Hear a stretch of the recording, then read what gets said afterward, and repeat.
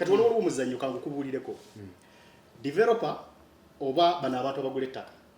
asobola okugenda n'agula eka 5 ez'ettaka tuba eka 5 n'atandika ozitematema plots mu ekyo ekifo waaguze nga asitula omusingi gwa kalina mweri ettaka developer yennyini developer ayinza n'ozimba ku kabbangalo n'akamaliriza ddala ka miliyoni ng'ebi bisatu n'atandika n'omusingi awaddako wali eyo gwa kalina emitayimbwa negikola ki negivaayo kati ngadda ne babulooka kati babulooka agatandika okukubira ebifaananyi eno poloti ekola ki etundwa olaba eri ennyumba eyagwa maka ga buvunaanyizibwa wano togiraba bakwatira vidiyo baneibabo be bano ate bayiga ekyo ekintu oliraanye gundi waliwo yali anguza ettaka langamba mbu oliraanye gundi n'amwogera amanya ne mugamba gwe naye genda omugaye nti aliraanye mutabani wa Lubega yes kubanga ebyo bye bakugamba oligenda liraana gundi laba neighborhood wamma estate olabako akayumba buli estate yes wozigenderera kubaka ennyumba akakayumba kabakoono na umutego kati nga bakubira ebifaananyi kati gwe bwogula ogamba nange njagala kugula awo awaliraanye kalina eyo gye bakola ki gye bazimba jjukira nakugamba poloti ya miliyoni 10 meka poloti 15 kati nga baga nti okulira noono mugagga awo batunda miliyoni ameka ana kana akayumba ke kalinyisa value kali mu kulinyisa value naye ng'ate kiwaanyi kati gwe bwogula awo oyinza okugulawo poloti ngezi nze bangulirewo na 4 eka ngulira poloti 4 okuliraana eyo kalina gye bazimba jeno wuuyo genda muliraana okawulira kati gwe bw'osindika ssente zo n'ogulawo poloti 4 bazikuguza miliyoni aga 8 kati ng'obeera ne half acre ekirowoozo nga kikujja n'ogamba naye omugagga bw'aba azimbawo kalina ate banaye jeno gundi nange kanzimbawo kalina yange olaba bw'otandika kalina mu poloti zo ziri 4 naawe ng'ositula obeere mu neighborhood eyo kati ozimba gwe olutuusa ku fule ey'okusatu oba ey'okubiri eno ng'esirika kati nga batandika kutungira ku yiyo babroka gaga share eziri wano mpitirivu tolaba eyo eri ku mwaliro gwa kusatu tolaba eno kati muna Uganda aliye buusa banno nze nkubuulira buusa banno muna Uganda n'agula ekisooka ettaka yaligula bbeeyi n'azimba ennyumba ye mu kifo ekyo tekirina value ekisooka ettaka linnyini ekyo kyazimbye nebwe omugambo kitunda buli motoka n'agamba poloti ekisooka zo zenyinza miliyoni tugambe meka 6 ye yazigula miliyoni 16 ezo miliyoni 10 kifu ono yasookawo okuzimba tabeerawo abeera Mr. Nobody oyo yaba yakibalekamu nadda kuba poloti zaggwawo dda kuba tegwe bw'otuuka n'ozimba nga ne munnaazimba kati batandika okutundira ku yiyo kivaamu nga muwera 4 5 tonalaba estate ezirimu amayumba amalungi amanene naye nga gavumenti yo terina nteekateeka zikolayo oluguudo bali eyo bali mu nfuufu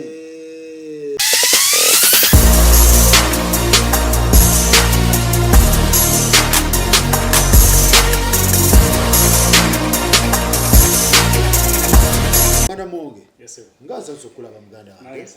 webale nnyo webaliri ddala CEO Safi Vintage Homes kati Safi Home Care Service yo wagita yaggwa wagitunda nebeera closed n'ogamba kokole Safi Vintage Homes yes all right ekola bikiyo tuyoyota muyoyota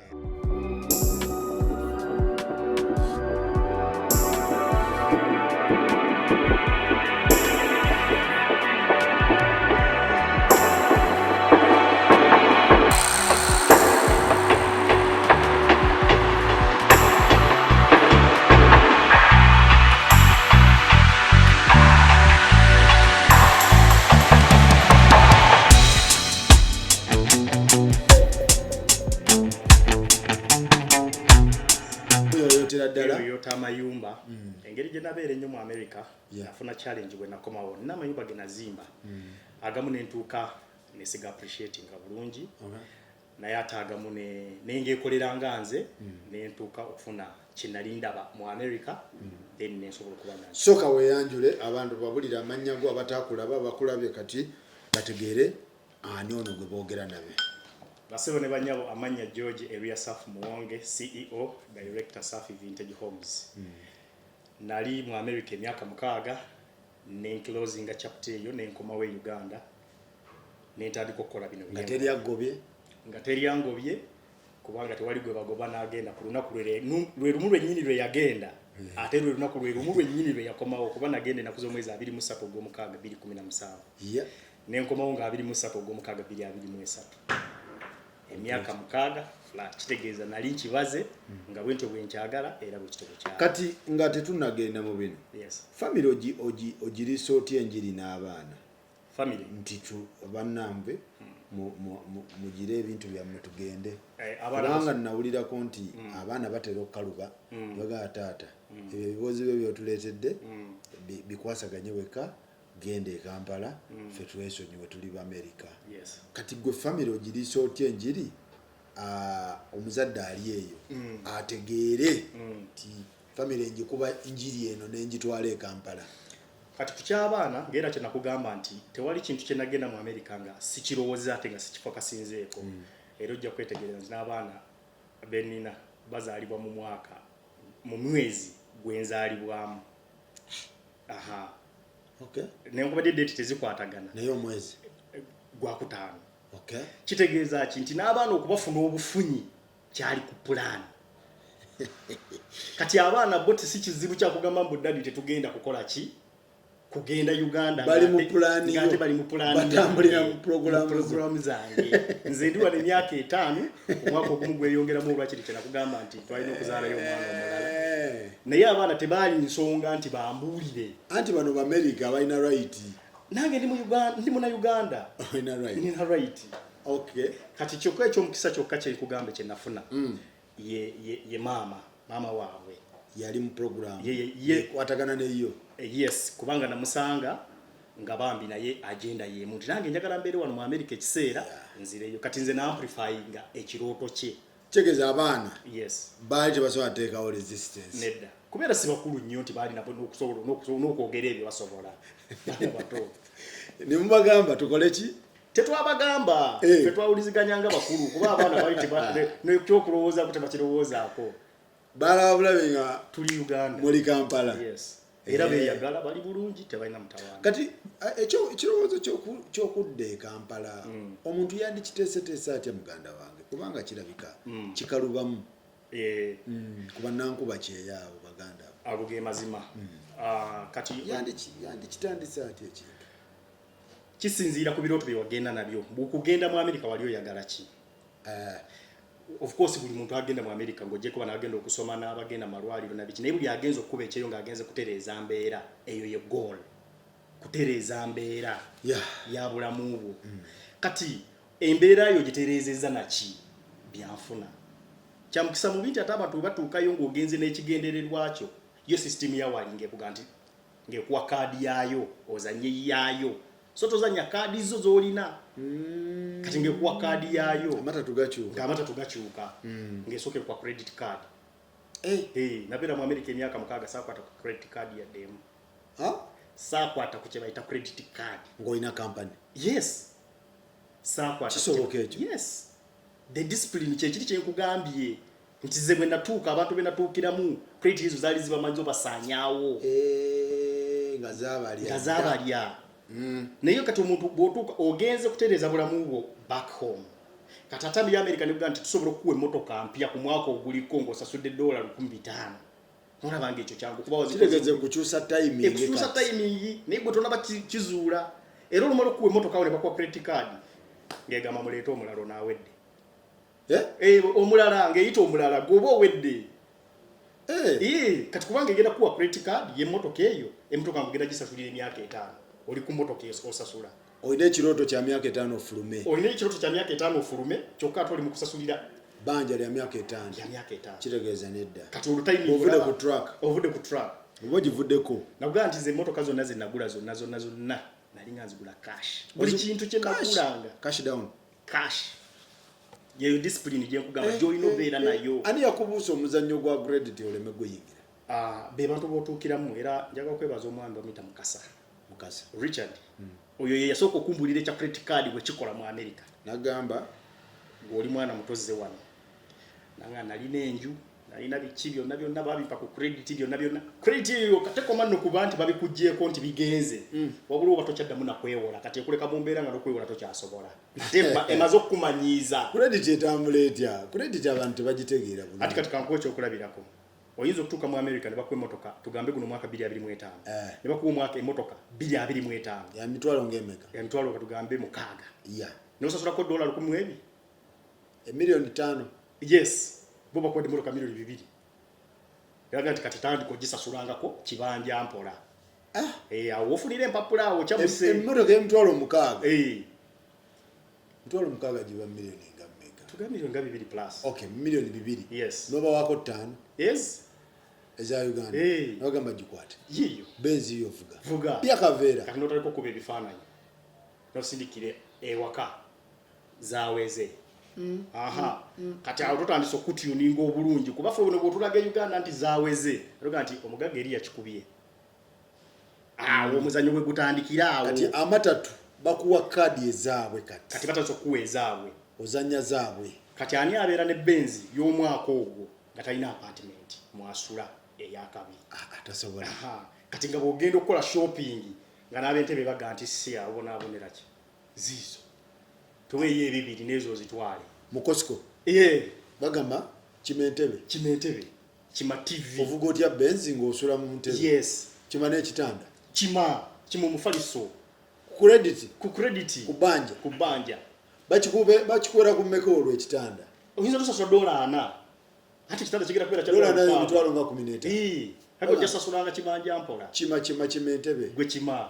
ekitanda yes toyinza vuga benzi emitwalo 6 ate ng'osula mu ntebe kati ebyo nabo malo biyingiza mu nju call ng'ejja nti naye sigala amaka gabeeramu omuntu omu kogenda onoonya madamu kati madamu tazze lwakwagala wabula need ey'ebikwetoolodde yeerese madamu emmotoka biki obulamu bw'otambuliramu webale madamu nga naye akola ki ayingirawo ate madamu olutuukaawo naye aga nti shiona asaana kuzaalira kapa asooka eryo banja ayingidde eyo kati credit yo gitambuza amata bakuwaddeyo joka kati otandise opiikinga kati awo obulamu butandiikiriza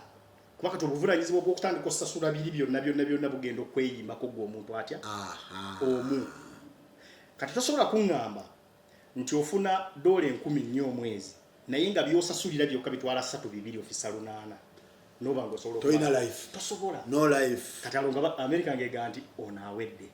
oba okyali awo omukazi yali azze nga kupima akulaba kintu kyo tekitambula nga akuteeka ku child support kaweddemu olwoba owedde aga tuleeta omulala onaawedde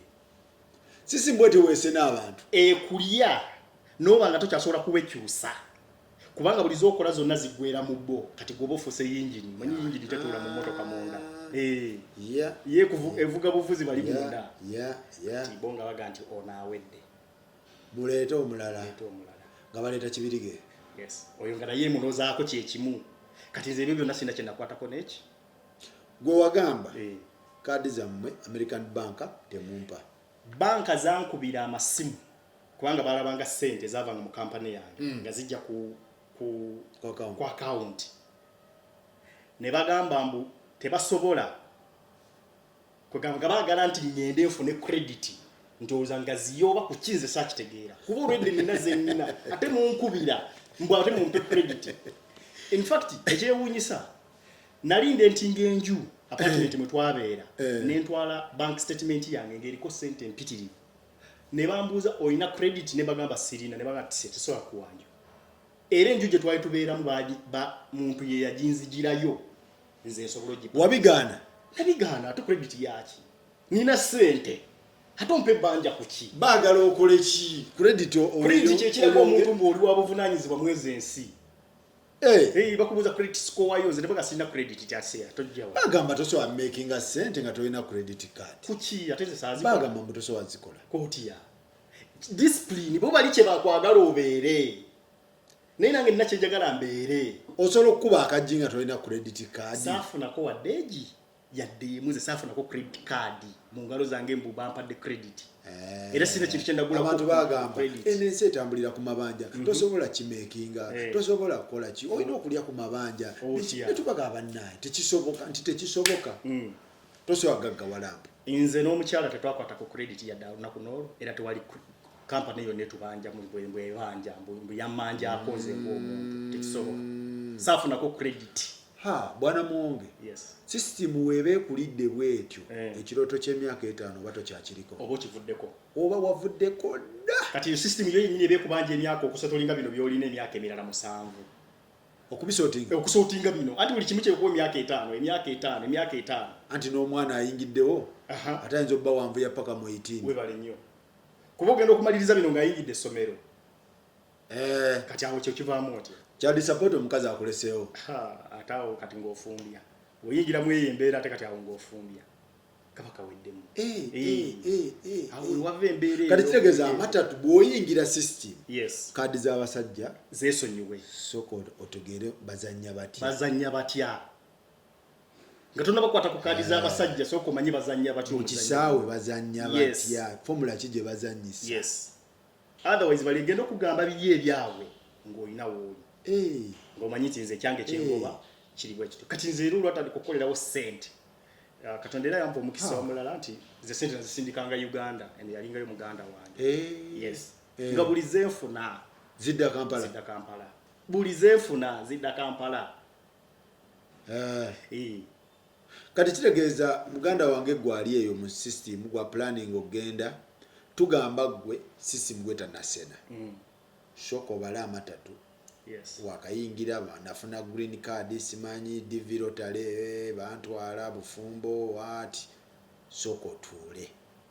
okakane olabe ensi zizannya zitya amatatu manyenzanya kukwata kujoka tokwata kujoka y'abasajja tugamba oyo alina ekirowoozo ekyokuddawa Uganda gwatalina kirowoozo ndowoozo wetu ayinza ozannya nabo naye ate era tewali freedom pesi yaabwe esinga financial freedom katosobola kubeerawo mu nsi era yadde nga gy'oli era ng'oli mu mabanja banja ago era still era wakumenya kuba bwoba togenda kudda bo abazungu bannannyini abazaalibwamu bazannyira ku pesi ya American pesi kuba kakati bazannyira ku pesi yaabwe naye kati olina ebikugoba kubanga olina gye wava olina gye wava olina gy'oyagala okudda oliye waali ekizibu ekirala ekisinga okuneewuunyisa ye Munnayuganda ayinza okugamba nti agenda kubeerayo ebbanga lyonna naye ng'ate oyo ali mu kukolerayo alina omukadde gwe yabadde akolako ne bamugamba nti ssente zaamuweddeko bamututte mu nursing home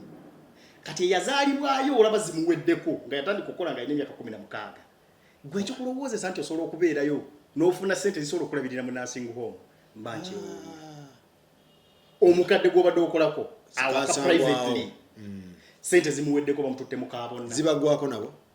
ate tebakimanyi bagamba basevinga nnyo ziba nnyingi zituuka ne ziggwawo n'ogenda mu nursing home bw'owulira omuntu nti ageze mu nursing home kati gavumenti yebyemulabirira aba zimuweddeko zeyasevinga n'enju n'agitunda n'agenda mu nursing home kati ate ez'enju ne zitandika okuba nga zezimulabirira eyo ate nazo ne zituuka ne ziggwawo kati gwagenzeyo ku myaka 3 neewuunya engeri gy'osobola okubiitinga sisitimu eyo n'ofisaawo ssente ezisobola okuba nga osobola okulabirirwa ng'okaddi amatatu g'abasajja nga bazannya biso byokka bakuba joka n'okola pikipule n'opiikinga bo nga be balina ekisala olukulaba nga anti omanyi ogetting excited ng'opiikinze embwa zijjoka n'omanya kano nkamazi n'agusala kati n'osigaza zonna nga nnungi naye nga tezikugasa gwe bazannya ogwo bo be basigaza ekisala ojja gazanya gonna naye nga be balina ekisala n'akubagira mu time nga kutta ati byewulira nti omusajja yafuuse homeless kati mu America teriyo ba homeless bayitirivu kiki ekikulowoozesa kiki kyokola ennyo ekyo kyoga nti kyanjawulo k'oyo munnansi kyataakola munnansi nga homeless n'emukuba ne bamukuba ekiso paka ku street nabo bennyini abaliyo bannansi ne credit nazo zira zituka ne ziba kyankalanako bwate credit obeera $500 awe ku street anytime osobola okugenda ku street mu America ekuteeka mu mbeera nga tokyasobola kusevinga ssente nga gwe omuntu ezizo kuba oba omanyidde ono bakolera credit buli kintu credit nosanga omuntu nga credit bambi yamulya nga buli kintu kyonna kyetololera kati akolera bali bintu kikyotegeeza ntebe ngatto biki n'engatto zo ziba cash so jijjayo ku Amazon dola zo babina kati engatto zibera ki n'engatto zenyine so zigula ku bbanja n'essimu kati ng'ekisookerwako bade manyo jjayo bine binene bitambuza obulamu kozi kwetaaga mmere kutambula ku mulimu n'engoye ku bbanja n'engoye wow ugenda mu Burlington Mall ntekayo kaadi ne bakuwa engoye zonna zoyagala ojja sasulanga mpola n'otubambe emabalo entandika okujja ku address bakubanje omuntu ng'ali mu mabanja mere tosobola kusurvivinga ebyo byokudda e Uganda oba obivuddeko kati oba wategeka ki kyolina okudda obeereko wano oba wakitegeka ddi kati omuntu gwogamba wayingira America credit card asooka agigendeko mpola oba tagitunulako sibagamba tebagigendako naye sooka omanyi ngigendako ddi era lwaki beera ne answers kati ze salaba answer lwaki nfuna credit kuba waliwo oli ayinza ogikozesa naye ng'agikozesa n'agizanyisa bulungi n'atali akivandulo waliwo abantu nga babe bali mu real estate kati tolina ngeri gy'ogyewaga naye olaba nti yo yennyini ogikozesa ku kintu ekigenda okukuleetera sente ne bino kanjijjeyo ngendeko Florida nkube holiday ngende gundi Uganda biki goli ku kaadi omeketa awo tabbu ebegenda kujira sisobola jirya ne mala nenziruka mu nsi yaabo tubufuse munyazi kati ekyo kiki kati atolo oboko myewo olobofu butuse ne bapa akatwalo ye bateraga bameka nze simanyi kuba tewabigenda neze pira zonna oba zoyagala simanyi kisinzira ndowooza ogenda okuza credit bakiyita okuza credit ogenda ofuna point engeri gy'osasulamu kati ndowooza n'obanga naye kati kiri asobola ogizanyisa it's okay gigende bw'oba osobola ogizanyisa ekuyambe singa ekulaba nga yo yennyini yeyina okutaasa mu ngeri gy'olimu okudda ku kiddako gikozese okay nekirala nga tetunagenda mu bino waliwo yaŋŋambye naŋŋamba nti okusinziira omusajja oyo byanyumiza kitegeeza nti ate be bakozesa stress waabwe mutono kubakozesa wangi be bakozesa mu America ba employee stress waabwe mutono kuba employer kitia nti inze gwobo nkozesa stress wange mutono nnyo kusinziira ku kiwannyonnyola nti gwakozesa obeera n'akazito kangi kati kankubulire kino omukozesa poliisi ebukubira ng'emugamba ki kuba gyewala emirundi gyonna omukozesa omukozi poliisi emukubira emugamba ki tewali IRS agisisinkana omulundi gumu mu mwaka ng'afayiringa ate ta engaginga nayo ya submittinga busubmittinze naye gwe omukozesa ye yennyini ono omukozi alina okukubira omuwa omulimu oba omusasule kati ate weewunye tali omu nga bwe nakuganze nalina abakozi 7 olina stress w'abantu 7 mu babiri gakuliko abazungu 4 gakuliko bano ba Haitian aba Haiti 12 then bali abaspana babaita abaspana naye bave mu Mexico Guatemala 7 ne bana Uganda 9 kati bana Uganda bo nyini bo bokabali 9 kati bo nyini bakubira olusinga bagala shift olusinga bagala sente olusinga bakwebuuzaako olusi ebintu ebifaanana bwe bityo kati yo na stress y'abantu wetise stress y'abantu 7 ate olina n'omaliriza stress omuntu kati kubona ngendi muntu nabo bantu kitegeeza stress gye bayitamu nga bo nange olusinjirina nga family Uganda n'ebiringa bwebyo kati nengatako neeyiyo gwe omukozi kuba onkubira ng'osaba shift ne sente kati ate toli omu poliisi nenkubira ng'okoze emisango nengenda ne reportinga kati ate naye tali omu alright kati omuntu mu America agendeko yeetaaga genda ku myaka ng'emeka okumanaginga system ogikwasaganya oba tekuli myaka tekiriko myaka naye ekikulu goal okugenda naye ogenda kukola ki nze nyumirwa nnyo singa kiba kyakutwala kyotuukiridde kwali wagenda okugenda nga ye agenze kulagako bantu nti ngenze era ekyo nakikola successfully era oyo abeera successful naye yagenda nga agenze kutereeza byansimbi oba kutereeza waka ate notuka nodda mu birala kibeera obeera kikyamu so abasebo ne banyaba batulaba tuli wano ne muganda wange muwonge era nga wooluwulira ebintu bye anyumya lugendo lwe nga wooluwulidde kye yayitamu era kati so bwe kityo bwe kitambula ekintu. So bwana Mwonge bw'ogamba nti buli omwasi ogenda mu America, but goal ze zitwawulamu era n'ekigendererwa kyonna ky'onoonya ojja kikola ki? Bw'oba oyagala kukakasa bewaleka Kampala osobola okyakivinga. Bw'oba oyagala kwenunula nga ggwe omuntu era nasyo osobola okikola ki?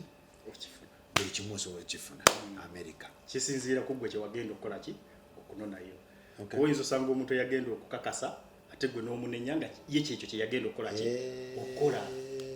Kati enjawulo ebeera mu kumanya kikyo. Kuba yagenda okulagako ye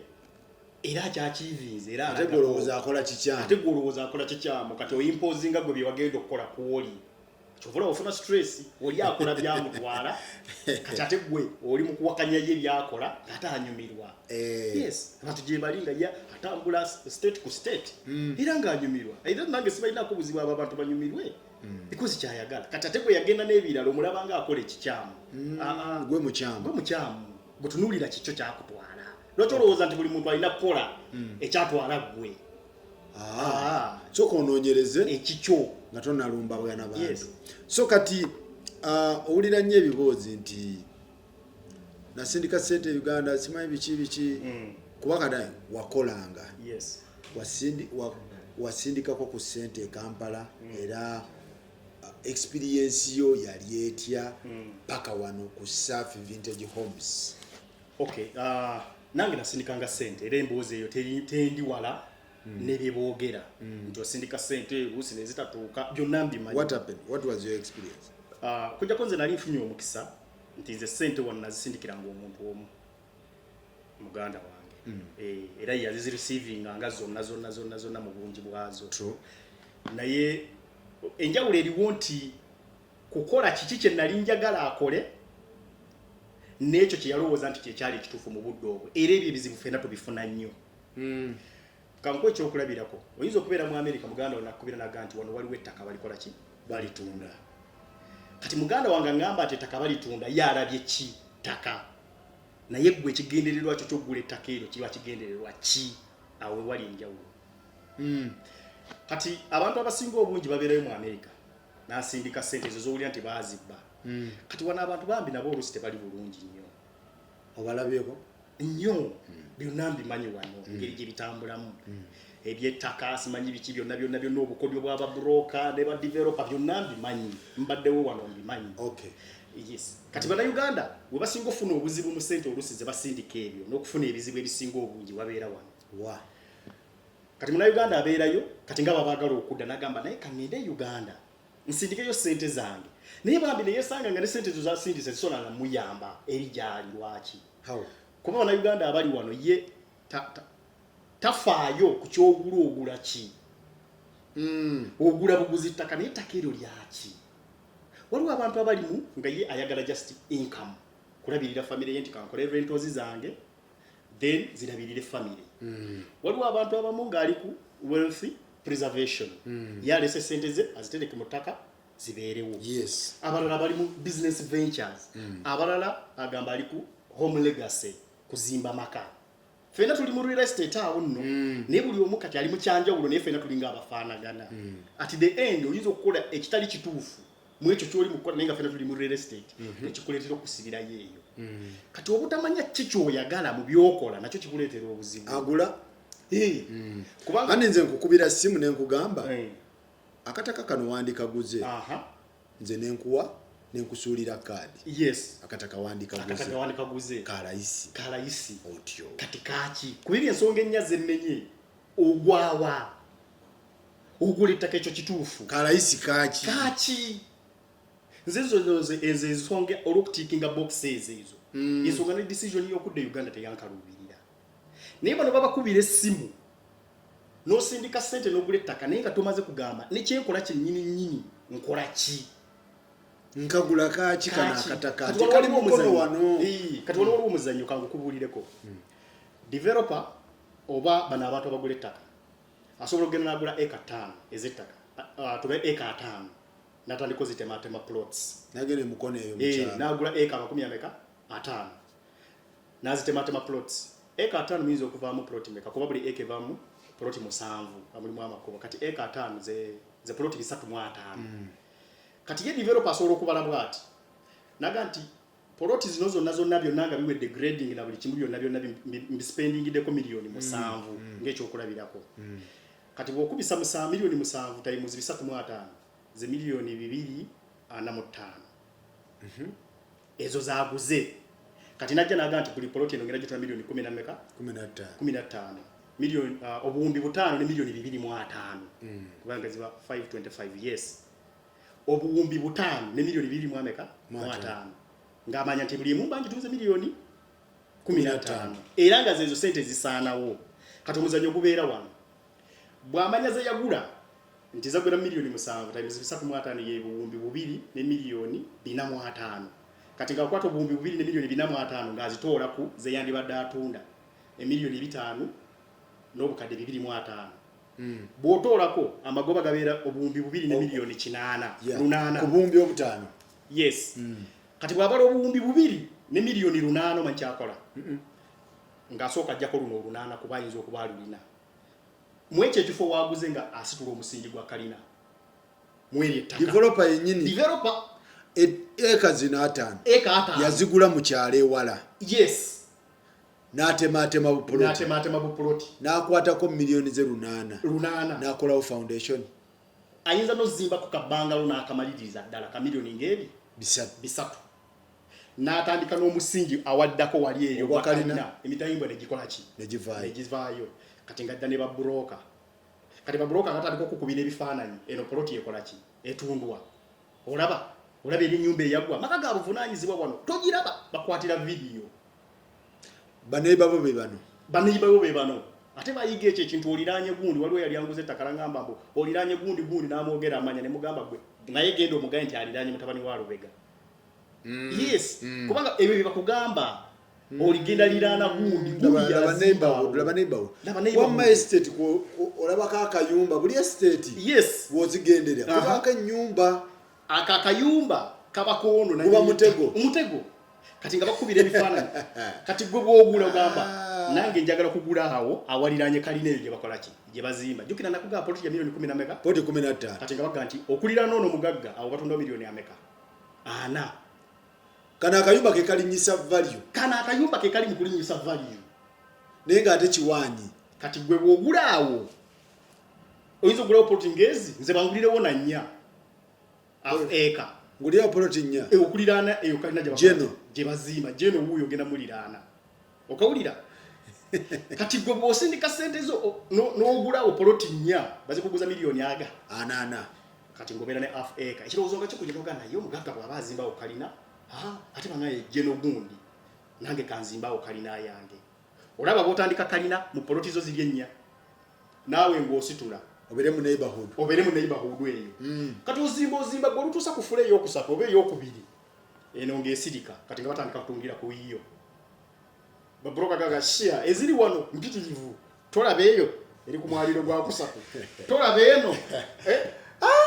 kati muna Uganda wonge buusa banno nze nkubuulira buusa banno muna Uganda n'agula ekisooka ettaka yaligula bbeeyi n'azimba ennyumba ye mu kifo ekyo tekirina value ekisooka ettaka linnyini ekyo kyazimbye ne bw'omugamba okitunda buli motoka n'agamba ploti ekisooka zo zenyinza miliyoni tugambe meka 6 ye yazigula miliyoni 16 ezo miliyoni 10 kifu ono yasookawo okuzimba tabeerawo abeera Mr. Nobody oyo yaba yakibalekamu nadda kuba ploti zaggwawo dda kuba tegwe bw'otuuka n'ozimba nga ne munnaazimba kati batandika okutundira ku yiyo kivaamu nga muwera 4 5 tonalaba estate ezirimu amayumba amalungi amanene naye nga gavumenti yo terina nteekateeka zikolayo oluguudo bali eyo bali mu nfuufu byebyo nzirabyeko yes kati yeye developer baba nankola kibe bamanyi kubuza mu Uganda kubanga abantu sente beryengeri gye bazikolamu gobabaddemu omanyiwo mubaddemu kola sente kakati abantu bamanye abantu kubanga abantu bakolera mu bugubi bambi kati ne mube omuntu n'ava mu America amanya azinga ennyumba ye ewateketeke naye nga waayitira okutuuka ku nnyumba eyo taata nguudo nfu gavumenti terina nanteekateeka zigenda kukolayo oluguudo abagamba wano yes. wa General Katumba yes. ate General Katumba yali minisita wa wax oluguudo lugenda kukola ki tofa ku ekyo yes. mu 2007 batugamba nga bagenda kukola oluguudo lw'ebusaabala tebali mu kulukola kati 2007 okutuuka 2025 wakati emyaka meka 18 kati abagula mu kiseera ekyo nga balowooza nti value eri waggulu kati oluguudo balukoze leero oba weekyawana dda yes. nga n'akapoloti value tekalinnya abantu abali ku kyeyera kyogambye nti lwaki tebakola decision oluusi okudda bambi nalwo oluusi tobanenya ababagulira ettaka nabo si bantu si bateeketeeke bulungi era gwali ku kyeyo nkubuuza omuntu akugulira ettaka wali omubuuziza ku kye bayita PPI Property Pricing Index awantu wengula sooka ombuulire era abantu tebakimanyi nti buli ttaka ly'olina okugula proposition engeri gye lirina okukulamu it is between 18 to 25% per annum ettaka lyo kituufu likula ku percentage eyo kati gwe wagula awantu awandibadde wabeera miliyoni 10 n'ezi kati gwe wagula waana yes kituufu ettaka eryo lisobola okukula kubanga waliwo percentage ene ettaka engeri gye likulamu buli mwaka 25 naye kitegeeza nti olina okulindako poloti ye yetuuke ku bbeeyi eyo yensonga lwaki omuntu abeera ku kyeyo nga yagula ettaka eryo n'amalayo emyaka 8 nadda nga ssente ze yagulawo ate zaafunawo ate nga ne mu kiseera ekyo kati ntono okategedde bwana Muwonge mwababadde eri we mujja ne mubyogera kinaatukola bulungi baganda bammwe ne bawulira tugende mpola Muwonge tugende mpola estate zino zirabikiddwako nga mutuufu mulimu kabbangalu naye nga kabbangalu ako ng'ogamba kaba kamasu n'osanga estate obutuufu ng'enguudo ezigenda mu estate omuntu najja nagamba we wano we mwanguza ti we wano we wagula ng'ebifaananyi biri different no kati obwo butego bonna kitegeeza nti baba bakuba value y'ettaka eyo si yeeyo era bwe oyagala okukakasa nti si yeeyo kati buli alina ettaka lyali nga yaligula ssente oba emyaka emeka gwe bagambe bugambi nti ofunyemu emergency ettaka eryo baliteeke ku katale ojja kulaba embaga abantu nga nagulawo miliyoni katugeza 4 waise emyaka 4 gendo bagambe nti bana efunyemu emergency ettaka eryo mulitunde gogamba value y'ettaka ebeera 25% 18 to 25% buli mwaka paya bw'oba waligule emiliyoni 4 buli wayitawo omwaka ettaka eryo lirina kukula 25%. Kati ettaka eryo liba ate babaguza n'ettaka eryatuuka ku climax obanyi nti waliwo estate ezimu nga ettaka terikyalinnya liryawo liri stuck kati oyinza okuga nti wagenze mukono nga mu estate sigamba nti mukono wabi naye waliwo wootuuka nga ssente zo tezijja mu ekyo ekifo ky'oli mu kugula era ssente zinaalinnya ddi paka tutuukaawo gwe we wagula estate poloti standard buli poloti eri ku miliyoni 3 kati gwe wagulawo miliyoni 10 buli poloti myaka ki egigenda oyitawo tulyoke tutuuke ku 10 kyo kino kyewasasula bw'otafuna muntu alina emergency ng'akubye enkube oba nga tategeera kitambula n'ozimuggyako n'omukuba ezisingaawo kyova olaba omuntu agula poloti nga tasobola gitunda nga nze manyi poloti ze batundidde emyaka bukyanganzija wano ng'eri katale bagimpitidde nenjigendako ne kati eno yaki nanyiniyo yafunye emergency ali bweru naye yali agula ki ezimu n'otuuka nga batandise ozimba apartment abantu bazimbye apartment tezirimu bantu omuntu n'asindika ssente empitirivu bambi tatasobola kufunamu yadde returns omuntu n'abeera ku kyeyo naye ne bamukubira ne ku kasonga akasookerwako nga fees naye nga alina apartment yazizimba tezirimu bantu lwaki abantu babakubira essimu bo baagala mulimu obadde okimanyi nti mu Uganda ye bantu abatawa accountability muntu weyu ali bweru ku kyeyo kumanya essente z'enzimbisa ziri mmeka okuzimba si kwangu zonna zosindika zikola ki zizimba kati ngenda kusindika naye nsindika nkendeeza ku mmeka bo agamba okuzimba si kwangu zonna zolina zizimba leta ssente niye singenda leta ssente naye onteeke ombuulidde zengenda okuspendinga ziri mmeka obadde okimanyi ne bannayuganda abazimba abali tamanyi construction cost mu Uganda eri ku ssente mmeka bannayuganda abali ebweru construction cost mu Uganda especially Kampala metropolitan, is between $300 to $500 per square meter.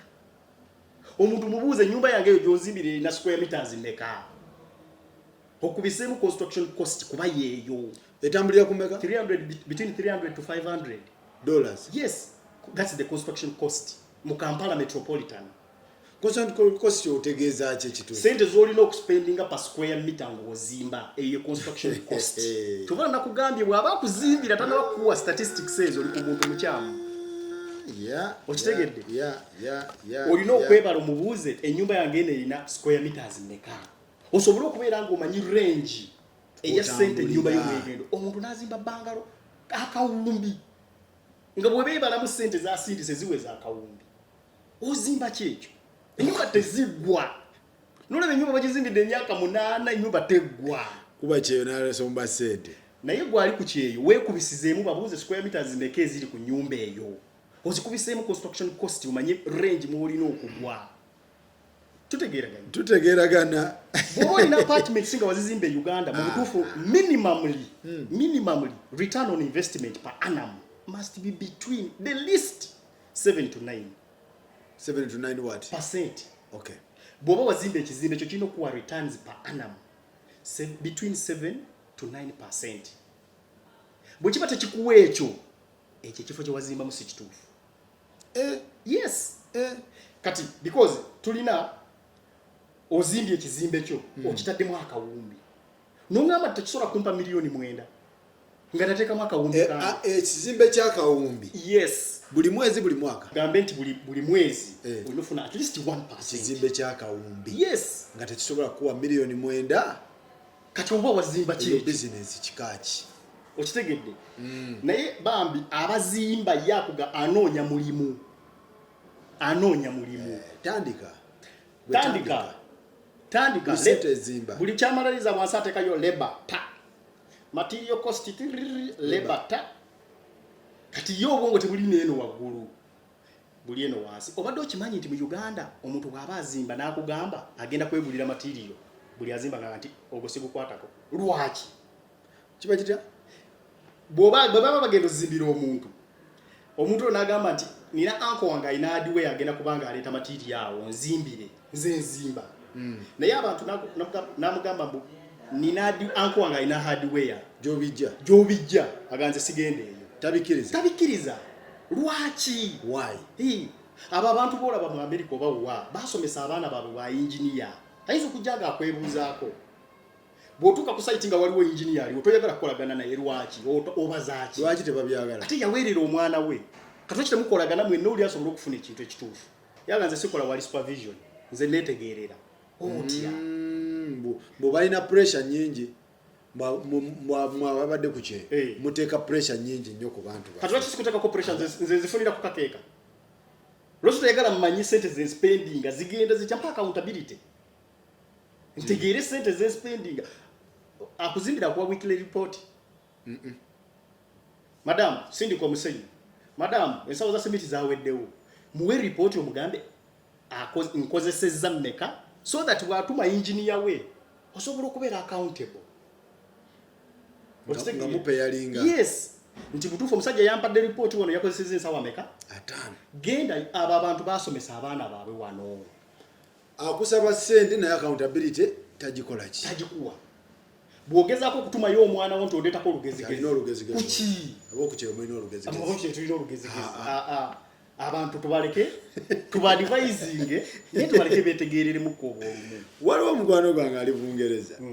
Yagula bupoloti. Ebyo by'ogambye. Leeta ssente wano waliwo bupoloti obwa layisi. Yes. N'agula bupoloti bwa $12,000,000. Yagula bupoloti 10. Yes. N'abugula emukono eyo. Ekyo 12,000. 12,000. N'akiteekayo. Baluganda. Bw'abugula n'atuuka obbutunda nga bayise emyaka ekyo.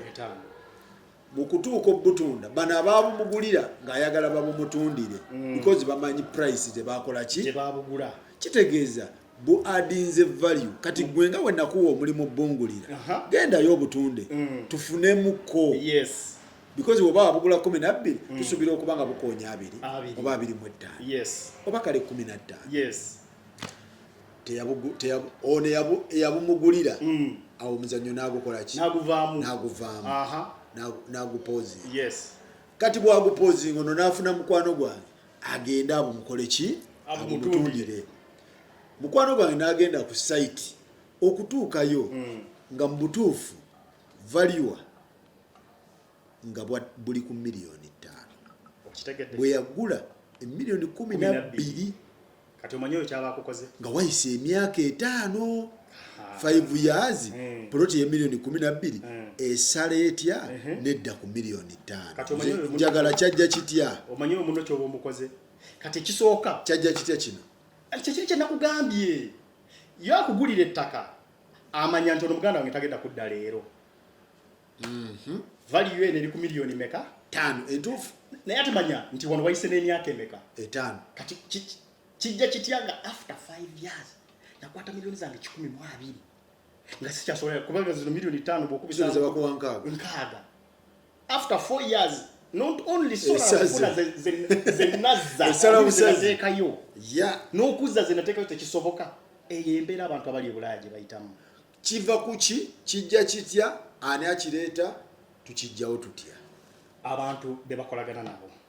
oli agula tetumunenya ate omunenya ki kuba yagala kwetaasa risaaki eriwo gwe lwaki ogula anti kati lwaki ogula ndowooza tumuteekako ensonga gwe lwaki ogula kubanga emboozi eziyingana zonna real estate kyekikulu naye real estate from which angle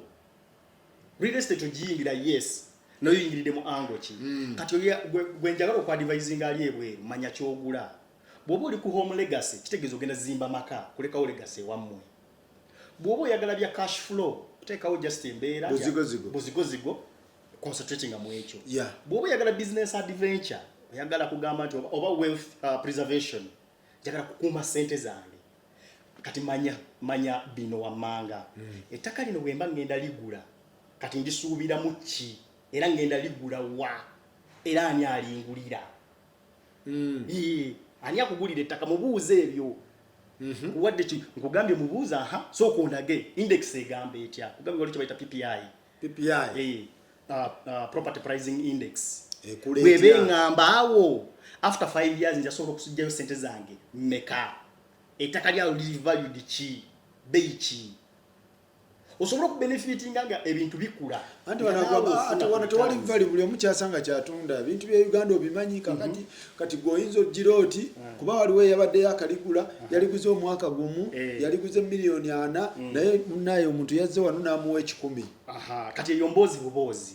kati byamboozi ebyo si bya facts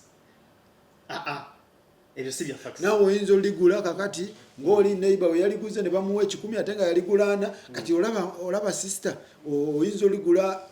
n'okajjawo kati n'okeetekere miliyoni 4 ogira oti omusajja n'akuwa miliyoni 2 wano bagenda yisaawo oluguudo ate n'amafuta ndaba petrol station zifuna kiralo zitandise anti era n'ekyokubiri owulira ebiboozi yes ebyo byonna biboozi tulina n'ekirala kye bayita price appreciation forecast yetya mu Kampala wano wokka Kampala metropolitan ettaka lyo lirina okukula nga yadde oliguze buguzi nga weeriri just bubeezi buli mwaka olina okumanya nti ettaka lyange eryo likola ki lina value futugula ettaka n'obeera wakale bakukubira baga nti muzeeyi wano otundawo mmeka nti ate nagambye ddi nti ntunda oyagalawo mmeka ekibuuzo si kirakugamba muzeeyi wano nga gwe otunda bo be balina okubuuza muzeeyi wano oyagalawo mmeka kuba situunda naye mwe munkubira zebekubira zenjagalawo towuliriza biboozi otundawo mmeka oyagalawo mmeka byawukana ettaka lyo bw'obanga gw'olitembeeya tenimanya wagula abantu wafu abantu balina otuuka ku ttaka lyo babuuze muzeeyi oyagalawo mmeka oli waka weepoyedde obaga nja baddira zenjagalawo ngenda sooka zirowoozaako kankubire wano financial advisor wange ambulire sente zembantundawo so si gwe kutembeeya ttaka muzeeyi otundawo mmeka wano ng'obagamba situunda twawulidde otunda situunda tegeeza oli wakyamu bagula okubuuza oyagalawo mmeka n'obabuulira ssente z'olina kukola ki kwagalawo ettaka bwe baligula milioni 10 kwaita wati emyaka ena nosigala ng'otatunda ettaka milioni 12 kati gwe tokolera ku percentage olina okubeera nga ettaka lyo appreciatinga ery'ekikumi after 4 years toyinza litunda 12 oba tokola ate oba okola otya kuba guba mwaka gumu oba kitegedde yes kati gwe ettaka lyo oba waligula emyaka ena bakugulira bo tebakugulira ago mazima kuba oluusi mu butamanya oluusi n'okukuba ekibuloka ate wano waliwo ekibuloka kitya ne buloka akugamba ati bamugamba eyo yaana naga na muganda wange ebweru oluwulira ebweru naga nti nga bagamba ati ana mpozi nga galeeta nkya naye waliwo abadde gisasulako kati nga waliwo erawo buloka omulala ayita emanyi bagamba muzeyi poloti bakyagitunda waliwo omugaga gwendeese yankaaga alekagobiraga bagitutte mbadde ndeeta ssente nti poloti bagitambudde dda neka bagitutte kumeka boba staging emiwendo okusika naye nga poloti eno si ya miliyoni tugamba 4 omulimu gubeeramu babroka poloti ebeera ya miliyoni 4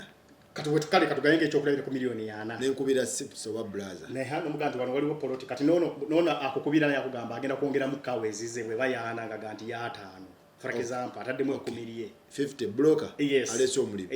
agamba 5 nakubira nze ali mu America nakubira nagati wano waliwo poloti ya miliyoni meka 5 muba mukyali awo kyakubira oli gagati wende yagipisedda 10 nanyini yajagalana ana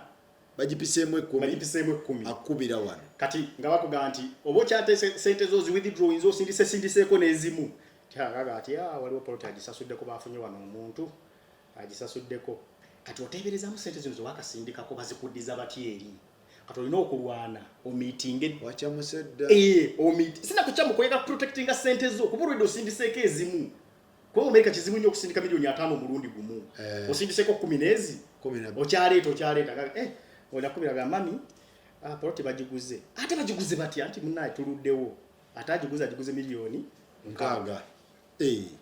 alo ajongeddemu eki kati gwomubuuza nti agisasudde nti agenze leeta ssente kome kye tuba tukola olabyota walungi mami wawantu wabadde walungi mu butuufu singa oguzeewo wano obadde omaze nga ogenda mu looni ng'ojja yendala 10 ng'obeera ku bunkenke ng'osindika ssente bamaze okukuba kati baga nti mami gw'oliisa ababulooka gw'oliisa abakozi kummeka omaze sosuleka ate gw'oliisa abakozi abakuletedde nekyamani byonna olina bikolako ogenda okumaliza poloti eno ngeri miliyoni 7 naye nga yaaga kati bbanga linayitawo ddi osobole okumiitinga poloti netuuke ku miliyoni 7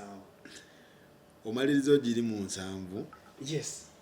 kati 7 n'olinda emyaka emeka ena oyagala gitunda 14 odabaga ya 7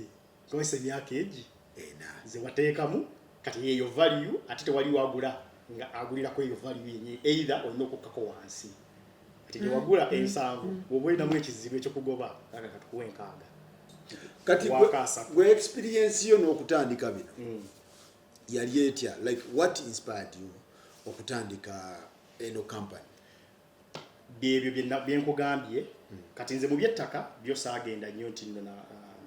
naye ebintu byenazimba ebisinga obungi bakubirayo tebankuba naye kati n'abazimbi benyini bwenzira ku saidi y'abazimbi obeera mu America omuntu n'omugamba njagala kuzimba bathroom nga nnene biba binene yes tugambe ngeza ku ekyo kati gwoyogerako ekinene buli kintu kinene okusinziira ku saizi yakyo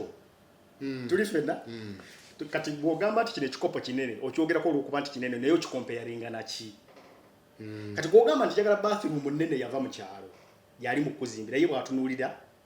mu nyumba alaba nti kinene naye ogenda okutuuka mu bintu bye bazimba kye bayita ekinene nga mutuufu bintu biri substance muzeyi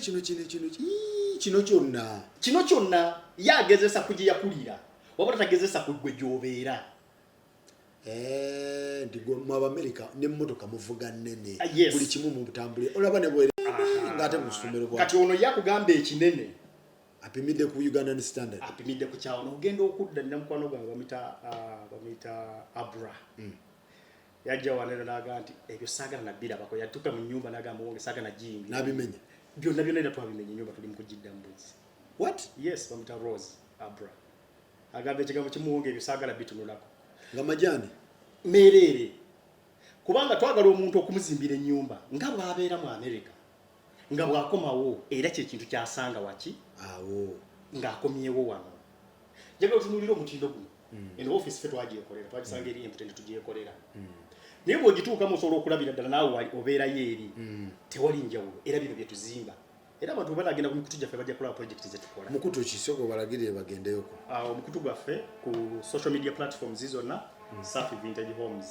Okay. Bajja kulaba project zetukola. Mugendeyo mulabe. Yes. Bajja kulaba project zetukola. Ekyokubiri kiri kye mbadde nkugamba ekya size. Omuntu gw'ogamba tomugamba size ng'oyogera ku size nti kigambo. Bwebera bathroom omanyi bathtub. Standard size yayo erenjinga between 140 cm to 180. Engineer wa wano tajja bitegeera. Kati ye ekyo oba kinene oba kitono eyo ye standard 140 to 180 by 70 cm to 90 width eri length. Kati tutuuse wano mu mayumba ng'omuntu yazimba ennyumba ye nga nnungi n'atuuka ekiseera n'ayagala ogiteeka mu bathtub. Naye nga kye baayita kinene bathtub eyo yennyini tegendamu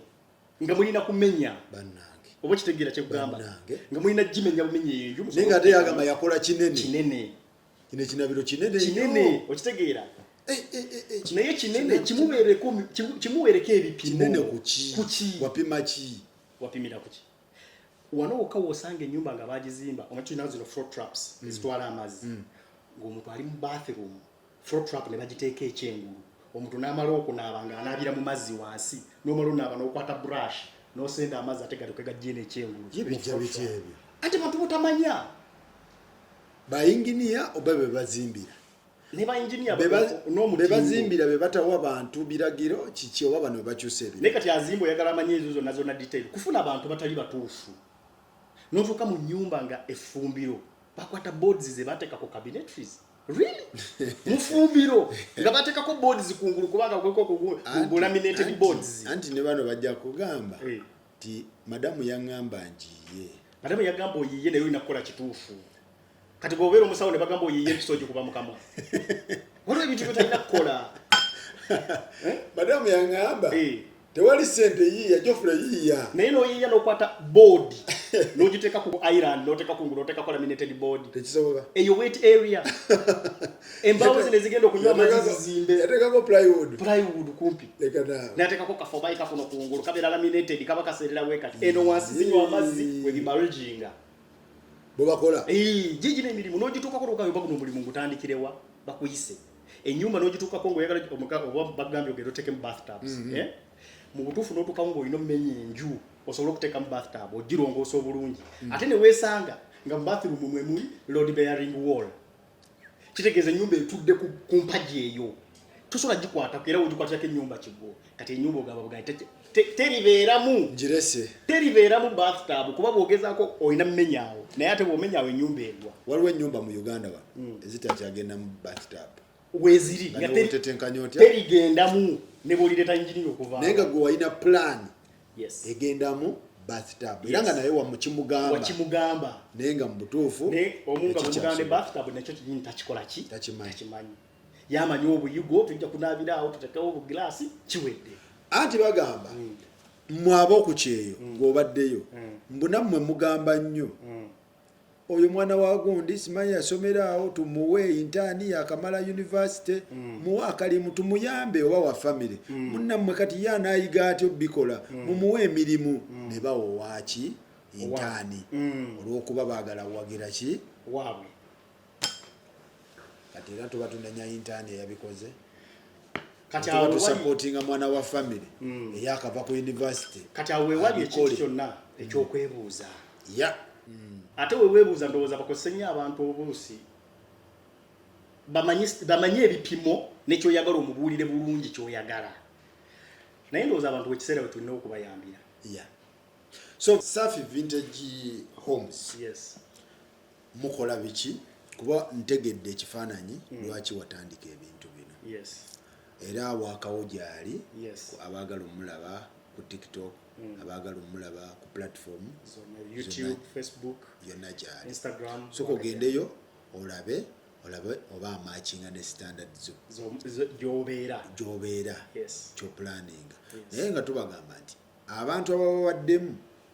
muyinza okuba n'olulimi oluwulizikanyiza dani omuntu atababaddeemu because bw'obanga obabaddemu nkusuubira okuba nga olina picture y'omuntu oli enfuna ye n'endowooza ye ne waba aliactinga atya nekyakunnyonnyola kuba ennyumba z'omu America ozimanyi enzimba kala zemukozesa decoration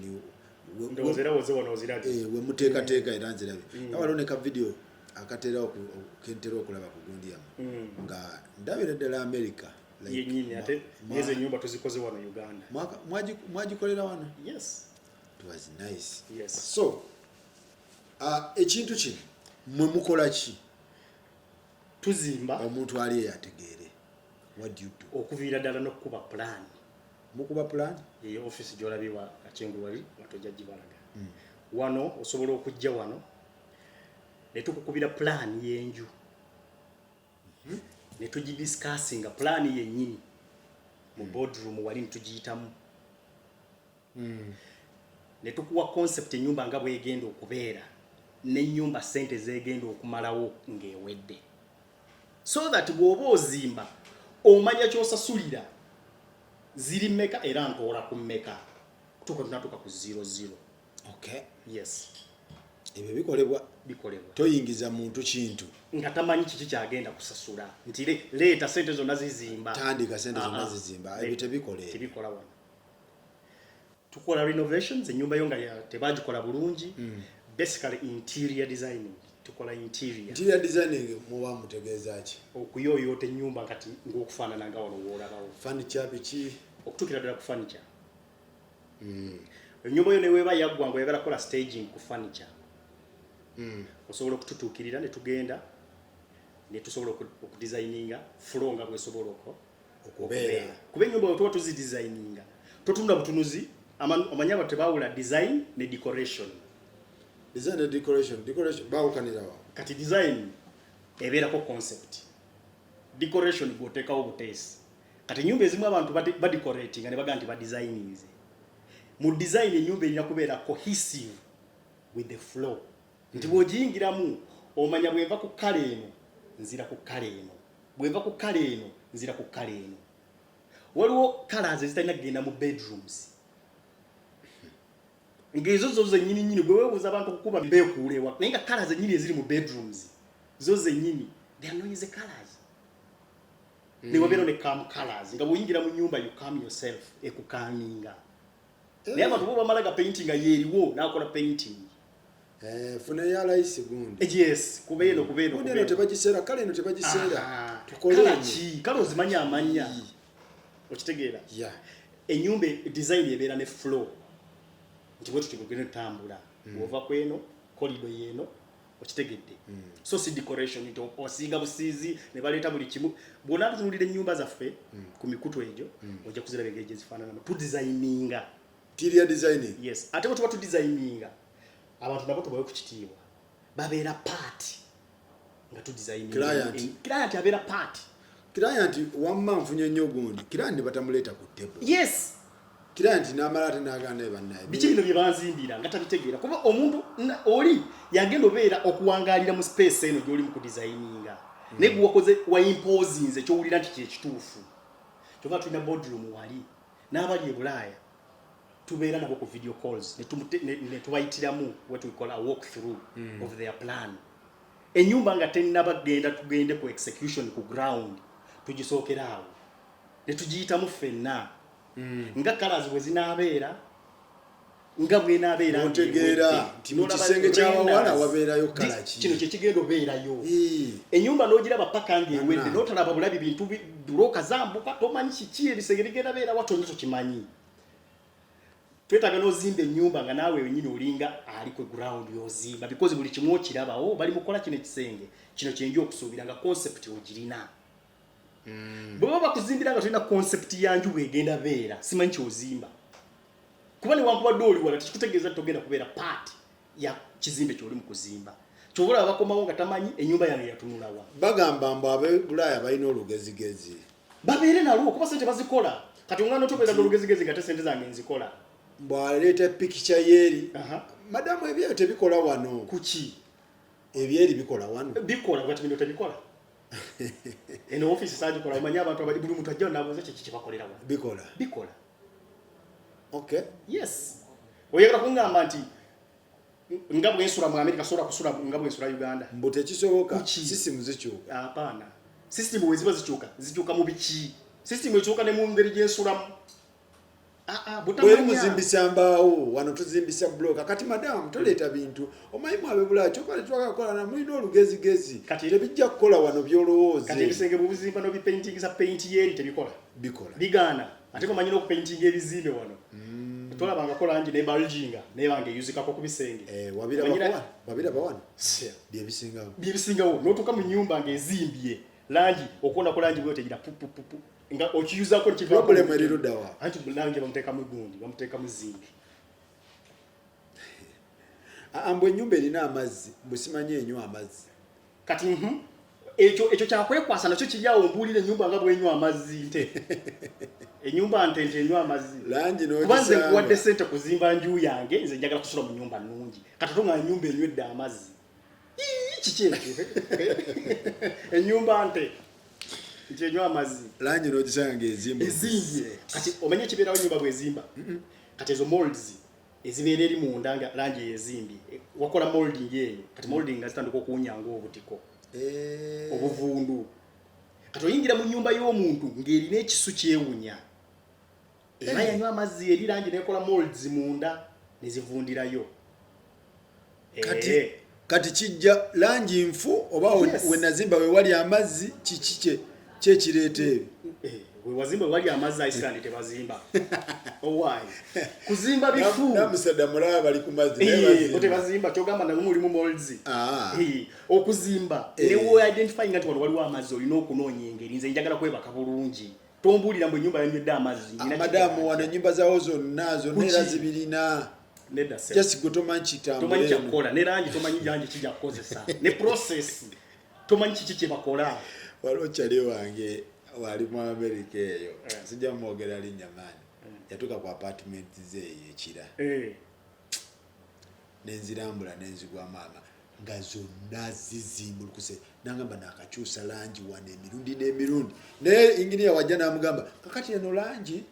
eno langi ye bwe buzibu tukyuse bweti tukola omusajja atadde mu langi bakyusiza langi n'ebintu bisigala bizimbulukuka ejira bweti evaako bivaako gatole bwegati ebyo kyekyo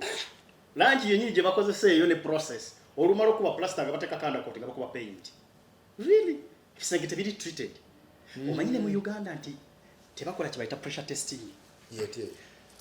kati pressure testing kankugambe buli muntu alaba video ene nyumba yo baba tebagikola pressure testing bye bine bizibu yogenda okusana pressure testing bwe baba bakola plumbing y'enju nga bagenda otekamu amazzi bakozesa pipes naye nga process eyo egenda maaso wayinza okubeerawo w'amasanyalaze nga naye ayagala yisawo pipe ye n'akoona ku pipe y'amazzi n'efuna ka leakage okitegeera kati ka leakage ako olwokuba tekalabika na maaso bulungi ne kasigalayo ne mukola emirimu gyonna ne mugikola ki ne mugimala ne musiba tayiro buli kimu kati gwe bw'otuuka okuyingira mu nnyumba nga bateekako amazzi kali akatuli kagenda kutandika okuleeta amazzi mpola jjukira ga amazzi galina onnoonya we galina oyita oba oyagala oba tukola ki oba toyagala kati awo n'osanga ekisenge kyonna ekipaapi wona nga weesaze weewati we bapaintinga okitegedde akazzi kali kagenda kakola ki kekakuba mpola naye tosobola kalaba nga tetunagenda kubya plaster byonna byonna tumaze katuteeka mu pipe zaffe byonna nga tetunaggalawo wonna pipe zonna tulina oziteekako pressure akakatuli amazzi gabeere ku pressure eya waggulu akakatuli kaleme okubeera nga katonya butonya kafuuwe ekisenge ekyo kibisiwale tulabewo nga tetunagenda mu maaso yonna eri tuzibewo tekikolebwa wano tekikolebwa ekyo ennyumba n'ogisanga omusajja amaze ennyumba ye ennyumba ya bbeeyi ng'esaze tebakola pressure testing kati ebizibu ne bibeera mu ennyumba n'ogisangamu olwatika weeru ebyo kiva ate biki ebyo byonna birabe kati n'ennyumba ezo enjatika ze butakwata level teyakwata level kati bwe baba bakuba plaster kati ekisenge kiri kyayingira munda ate kino kiri bwe kiti kati langi eno erina okweyawula kati n'olaba olutanda niyo langi etendewaliddwa kuba bagisika eno ate ne kino nga kiri ku gundi ku level ya langi kisobola okubeera ku level ya langi naye gwe mu maaso go toyagala kulaba ekyo kuba obwongo bukugamba nti eno ennyumba egenda kukuba oba oluusi kiyinza n'okubeerera ddala munda okitegeera kati ebyo byonna biri mu butakozesa abantu beeyune Safi Vintage Homes tubazimbira amayumba enamba yaffe ey'essimu eri soko ogibawe eri +256 766 666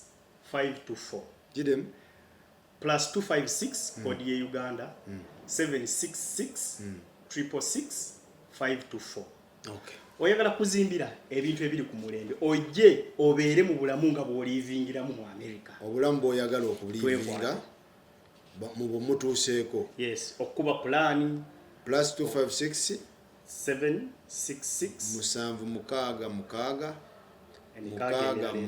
mukaaga ataano mu bbiri nnya wano ku Kingdom Kampala offices zaffe zisangibwa ku Kingdom Kampala opposite Garden City ngagenda ku parliament etulyawo maaso so wano we tuli ku Kingdom Kampala bajjewo ne woba oyagala kujja kukola consultation ku kizimbe kyo oyinza okutagamba nti already olina ba engineer bo naye tukuwabule okusinziira ku nnyumba engeri gyetambulamu ekyo nakyo tukikola mukikola yes olina ba engineer banagaye tetuyimposinga ba engineer nga bezalawa nga bekola ki nga bazalawa ati fe tuzenga buli engineer ajja ku kizimbe ate azalawa gwasanzeewo ebyo byebiri wano kyekiri kye nakugambye nti abantu abo abalolaba bali e Bulaaya baweerera abaana baabwe wano ba engineer naye bano ababazimbira kugamba bwobeera ne engineer wokozesa oyo nze sijja ate kuki kuba oliyenza okwata muwa musaala lwaki tumuwa chance eyo fees ze azifunira awo amuzimbire nze zijjanga consultant ne mugamba ye muzeeyi gyebali kyekigenda mu maaso wano pressure testing mwazikoze tuzikole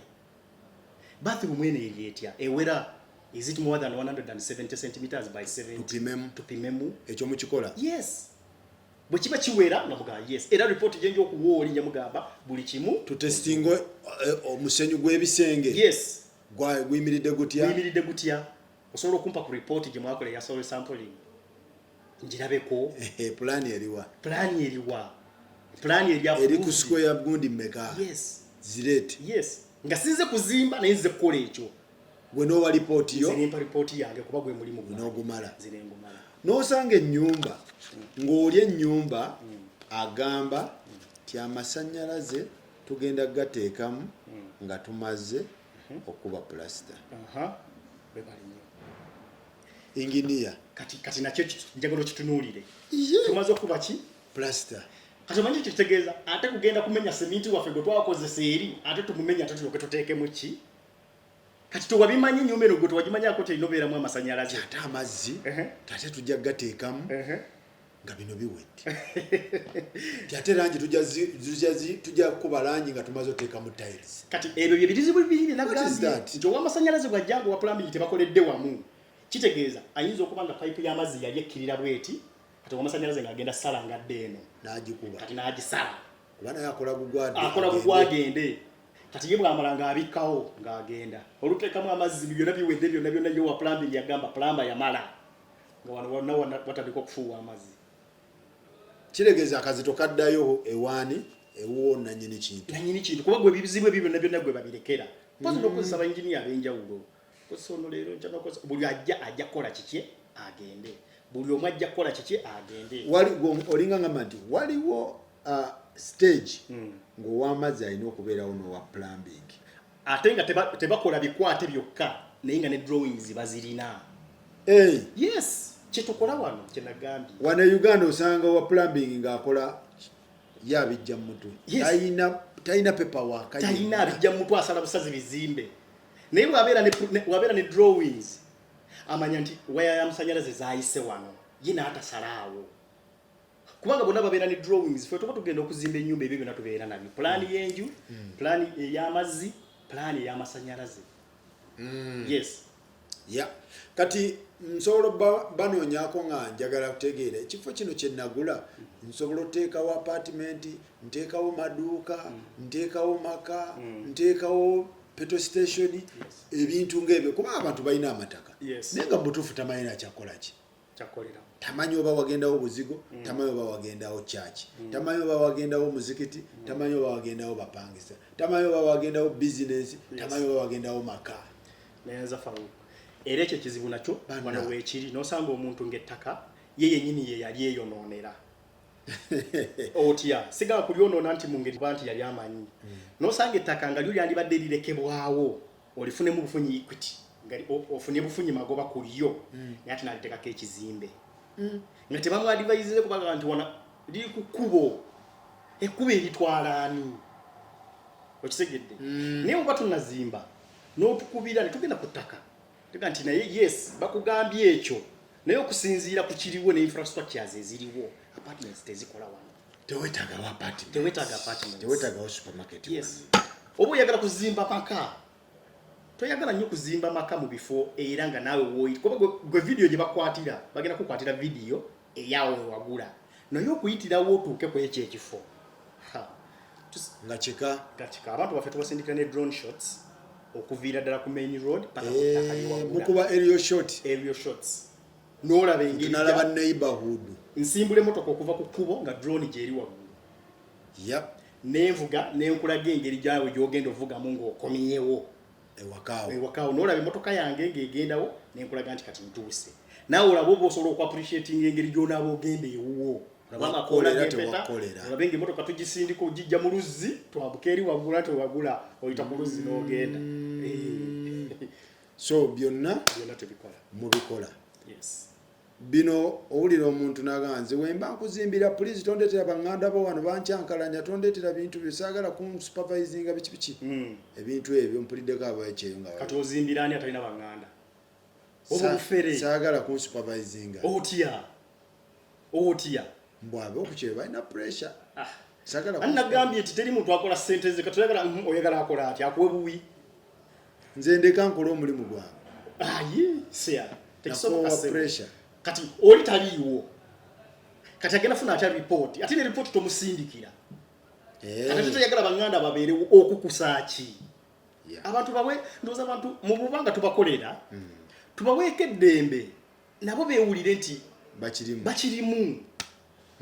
oli ayagala okuzimba ab'eŋŋanda zo oba oliosi bamanyi nti owayo omuntu yagenda e Bulaaya teyagendera bwereere kati gwe omugambi ab'eŋŋanda tebajja. Alright. So muganda wange yenna ali eyo mwami muwongo muwulidde ebintu bye bakola bye byolaba ku screen interior designing ekizimbe nga kweyagala interior bamukwatiremu olina engineer we yakola omulimu guli naye nga interior owulira engineer ayinza obutamugusobola because mulimu ne ba engineer. Naffe tulina bamaseeka obanga olina seeka onogamba seeka wange ono irimu yeekoma wano naye irimu egenda mu kufumbiza oba mu kukola ki tagirina kankubire imaamu gundi ankole ki so oyinza okuba ne engineer nga akuzimbira naye ng'ebirala bisobola naye ng'ate interior ayinza omuzannya so bw'ogamba nti osobola omugira ki omutowinga bulungi nnyo. So mugende ku mikutu olabe byayogera bimakinga ne byakola awo Safi Vintage Homes enamba yaffe ngibaddiramu 0766 524 oba osobola okujja ku office wa Kingdom Kampala opposite Garden City alongside Parliament room number B02 obuuza B02 obuuza ku Kingdom ng'ojja nga weekola ki ng'otegeera ekigenda mu maaso bwali ku kyeyo ojja kubaddiramu ekibuuzo kiri kyobadde obuuzizza nti abantu osobola oba advisinga ku ttaka lyawe ansi eri nti ye osobola okugenda ku ttaka lyo nenkwadvisinga ku kiki kyosobola okuteekawo teweetaagawo supermarket weetaagawo petrol station nga nange we nakikola amataka gange ne gabanga gasobola okubeera nga galina value n'oba nga decision y'okusalawo okujja e Uganda tekujjiranga kyakangu wabula okusinziira ku byolina eri olabira ddala nga tokyasobola kubeera mu bulamu mu estate bweti neetaagayo apartments neetaagayo maka byonna mubikola nomuwa advice kitegeeza ebintu mubeere nga mubibeeramu ne bannammwe ababaddemu. Next time tujja munoonyako tugende tubeere nga tutambulira ddala tugereko mu field tulabe ebintu nga bwe bitambula. So neyanza nnyo Bwana Muwonge era kinsanyusa okulaba nti mwe ababadde mu system nga mwe abakolera bannammwe ate mba sikusuubira kubeera nga abantu banno b'okuliddemu ate obalyaza amaanya. Okitegeera mba njagala kuba oba obalumirirwa mba nkusuubira okuba ng'olumirirwa because system ogimanya akaliro banno ke bakoleramu pressure gye babaako okubbibwa kwe babbiddwa kati kijja kunnuma nnyo ti ate kuno abavudde eri ng'ate kesi ze tuleeta ku mativi ti ate nkuba kyeyo. So era kyekyo kye mbasaba kati nga ggwe avuddeyo okwataganya ensonga z'abanno mukole ekintu mubawe ekyo because olulimi mwetegeera. Omumerika wagamba njagala ekinene kiba kinene. Kanebaze ku bantu. Amina. Basebo ne bannyabo buli mukozi eyakolako mu Safi Home Care nkwebaza. Ate baleeta olubadde lugero njogedde kyaliwo kiyinza okuba nga kikunyizizaamu naye njogedde kyaliwo naye njagala obeebaza ku lwange ne famire yange bantu mwe njagala obeebaza. Sisobola kumenya amannya g'Abannayuganda bonna baakola naye baali bangi. Amina Nalumansi, David Semambo, Edith Sanyu, Stanley Mukasa, muli bangi naye mbeebaza abantu mmwe be basobola okuleeta ekirowoozo kino oba nze okusobola okomawo Uganda. Basebo ne bannyabo mbeebaza mwebale nnyo mwebalire ddala. Alright, so baganda baffe mwenna ekintu bwe kityo bwe kibadde muganda wammwe oyo mumuwagire abeere ng'akola ki ng'abakwasaganya abo abaagala okudda because si buli ali mu America ayagala okudda naye bw'oba olaba nga Uganda osobola oteekayo ekigere ne wali nga obalansinga please mukwasaganye ekintu kibeere nga kikwatira ddala. Tujja kudda next time insha Allah tulabe engeri ekintu nga bwe kitambula. Enamba y'essimu agambye +256 766 666 524. Alright. Safi Vintage Homes. Safi Vintage Homes. Byonna renovation, supervision, plans, byonna plans, byonna advice. Wengenda okuzimba wakola tewakola. Njagala kunkubira plani. Kunzimbira. Njagala kunzimbira. Kunkolera interior designing. Ebyo tubikolera ddala. Alright. So bwe kityo bwe kibadde tulabagane next time. Abe Boston batumiddeko awo karibu muri mutya Middlesex kya Kabinyo Mude Street eri Waltham wonna Everett muri mutya ku 62 kiri kitya 48 muri mutya 148 mugamba kyaba ku 62. So tubatumiddeko mwenda paka eri Chelsea yonna Jwakat Bererika Newton wanja Watertown Barrington Low baita Low tubatumiddeko mwenna bannaye tetujja kubamalayo. Munnammwe wuno mumuwe emirimu mumuwagire tegera olulimi lwammwe abakwasaganye ebintu bibeere nga bitambulira ddala sana. Tulabagane next time.